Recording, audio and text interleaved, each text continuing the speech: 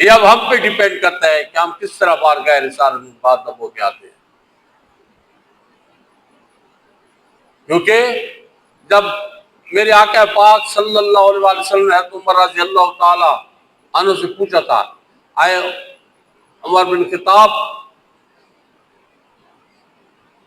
مجھے تم نے کتنا پیارا ہے؟ تو عرض کرتے یا رسول اللہ صلی اللہ علیہ وسلم سوائے اپنی جان کے سب سے زیادہ آپ کو پیارا ہے.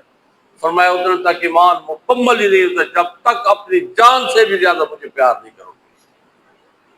تو فوراً عمر بن خطاب رضی اللہ تعالی عنہ آپ نے فوراً عرض کیا یا رسول اللہ صلی اللہ علیہ وسلم آپ مجھے اپنی جان سے بھی زیادہ پیارے ہیں. اور جب تک ہم نبی مکرم کو اپنی جان سے زیادہ پیارا نہیں سمجھیں گے، صرف سمجھنے والی بات نہیں، عملی طور پہ بھی،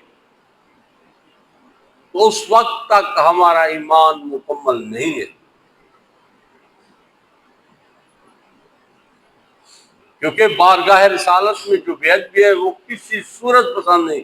سورہ حجرات آپ دیکھ لیں، اللہ تعالیٰ جل اس امت کو آداب سکھا رہا ہے.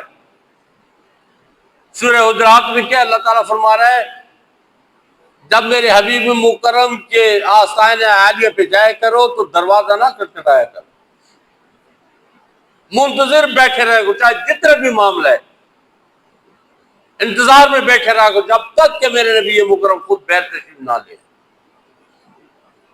اور جب میرے نبی مکرم موجود ہوں تو کبھی چیخ کے بات نہ کیا کرو، اپنی آوازوں کو میرے حبیب کی آوازوں سے پست رکھا کرو.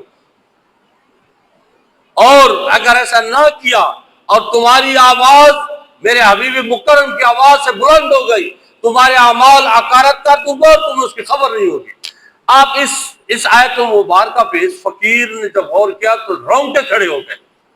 آگے کون تھا ذرا تصور میں رکھے، صحابہ کرام تھے، ابو بکر صدیق تھے، عمر بن خطاب تھے، عثمان غنی تھے، حیدر کرار تھے.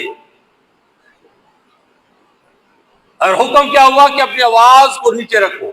تمہاری آوازیں بلند ہوئی میرے نبی مکرم سے، تمہارے تمام اعمال کر. اب کون سے اعمال؟ ذرا سوچو تھی کون سے اعمال؟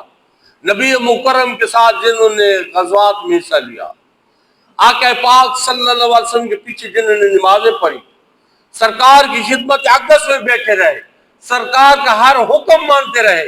میرا رب فرما رہا ہے کہ تمہاری آوازیں نیچے اونچی ہو گئی میرے نبی مکرم سے، یہ سارے اعمال ضائع کر دیں. اور یاد رکھیں ایک بات، یہ حکم صرف اس وقت نہیں تھا صحابہ کرام کے لیے، یہ حکم قیامت تک کے مسلمانوں کے لیے ہے. جو آج بھی بے ادبی کرتے ہیں وہ اسی حکم میں ہے، وہ اسی حکم میں ہے. وہ سمجھے اپنی آوازوں کو بلند کر رہے ہیں سرکار کے سامنے، جو کہتے ہیں کہ وہ ہماری طرح ہیں. تو سمجھ جاؤ کہ وہ انہی میں ہے. یہ آیت مبارک ان کے اوپر پوری فٹ ہوتی ہے.